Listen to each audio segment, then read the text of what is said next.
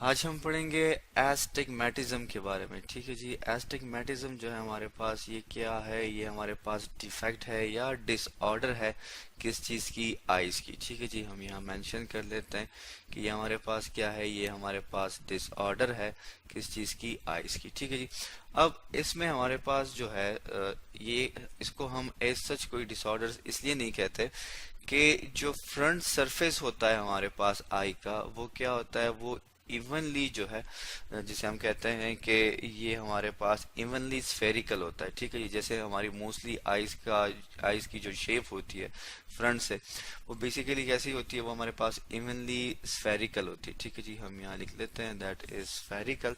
ठीक है जी, मतलब क्या है कि जो जैसे कि हम पिछली वीडियोस पढ़ चुके हैं, सॉरी, जैसे कि हम पिछली वीडियोस में भी डिस्कस कर चुके हैं आइज के डिसऑर्डर के बारे में, वहां पे हम मोस्टली क्या कहते थे कि या तो आई के बॉल, जो आई का जो बॉल है, ठीक है जी, उसमें कोई फर्क आ जाए, उसके शेप में कोई स्ट्रक्चर आ जाए, या इमेज जो है वो रेटिना पे ना बन सके। ठीक है जी, तो मुख्तलिफ किस्म की डिसऑर्डर्स हमने पढ़ी थी। इसमें जो फ्रंट से जो हमारे पास आईज जो हैं वो क्या होती हैं, वो बिल्कुल क्लियर नजर आती हैं, बिल्कुल सही नजर आती हैं। ठीक है जी, उसके शेप में कोई चेंज नहीं होता। लेकिन अब ये है कि जो हमारे पास अगर हम बात करें कि फिर ये हमें दिखती कैसे, मतलब पता कैसे चलता है, तो हम ये कहते हैं कि बेसिकली जो हमारे पास इसमें आई होती है वो हेल्दी ही दिखती है। ठीक है, जिसमें कोई बीमारी हमें नजर नहीं आती। लेकिन जो हमारे पास कॉर्नियल सरफेस होता है, ठीक है जी, क्या होता है हमारे पास कॉर्नियल सरफेस होता है, उसमें कुछ हमारे पास क्या होती है, डिस्क्रिपेंसी होती है किस चीज में, उसके कर्वेचर में। ठीक है जी, जो कॉर्नियल सरफेस है उसकी उसमें क्या होती हैं, उसमें डिस्क्रिपेंसीज होती हैं उसके कर्वेचर में, कि जो आई का स्ट्रक्चर है या जो जिसको हम कॉर्निया कहते हैं, वो डिस्टर्ब जो है, उसकी जो कर्वेचर है, उसकी जो गोलाई है, वो सही नहीं होती। आप इस डायग्राम में भी देख सकते हैं कि अगर हम इस डायग्राम को गौर से देखें तो ये हमारे पास क्या है, ये जी हमारे पास नॉर्मल आई है। ठीक है जी, हम यहाँ लिख लेते हैं दैट इज नॉर्मल। अगर आप देखें तो हमारे पास ये जो पोर्शन है, ठीक है जी, ये इसको हम कहते हैं कॉर्निया।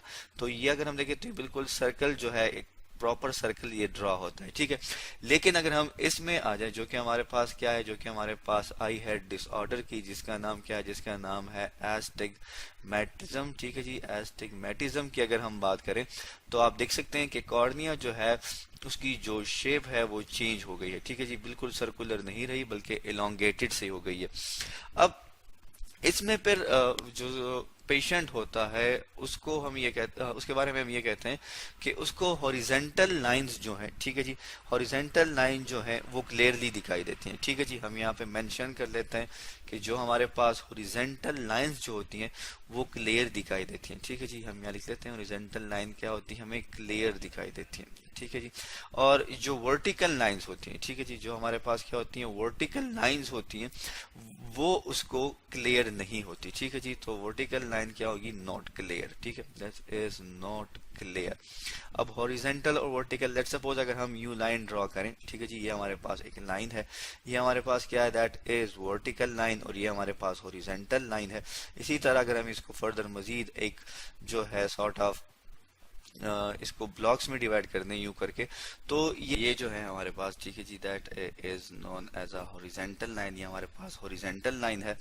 और ये जो है हमारे पास दैट इज वर्टिकल लाइन, या वर्टिकल इमेज भी आप इसे कह सकते हैं इन दोनों को। सो इस तरह का जो इमेज होगा जो कि हॉरिजेंटल लाइंस के इस प्रोपोर्शन में होगा, वो उसको क्लियर नजर आता है। ठीक है जी, और वर्टिकल जो है वो उसको क्लियर नजर नहीं आता। अब इसकी वजह क्या है, ये हम एक डायग्राम से समझ लेते हैं। ठीक है जी, अब ये जी हमारे पास एक डायग्राम आ गई, और हम इस डायग्राम से देखते हैं कि क्यों इस पेशेंट को जो है, जिसे हम कहते हैं दैट इज एस्टिग्मेटिक या एस्टिग्मेटिज्म, उसको क्यों दिखाई नहीं देता। तो ये जी हमारे पास एक नॉर्मल आई है, आप देख सकते हैं जब इसमें लाइट इंटर होती है तो जो इमेज जो है वो अपने पॉइंट ऑफ फोकस पे ही बन रहा है, जो कि हमारे पास क्या है, जो कि हमारे पास रेटिना है।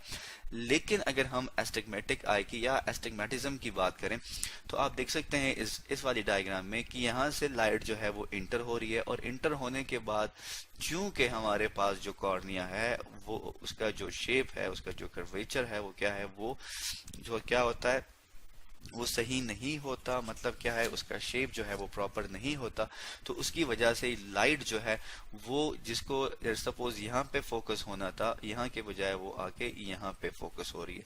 तो इस वजह से हम ये कहते हैं कि जो वर्टिकल लाइंस जो होंगी वो उसको क्लियर नजर नहीं आएंगी। ठीक है जी, मतलब क्या, अगर इमेज जो है उसकी फॉर्मेशन यूं हो रही है तो वो उसको मतलब इस डायरेक्शन में है तो उसको क्लियरली नजर नहीं आते वो वर्टिकल, जबकि हॉरिजेंटली जो है मतलब इमेज का वो पोर्शन जो कि उसके यहाँ पे जो है वो हॉरिजेंटली बन रहा है वो उसको क्लियर नजर आएगा।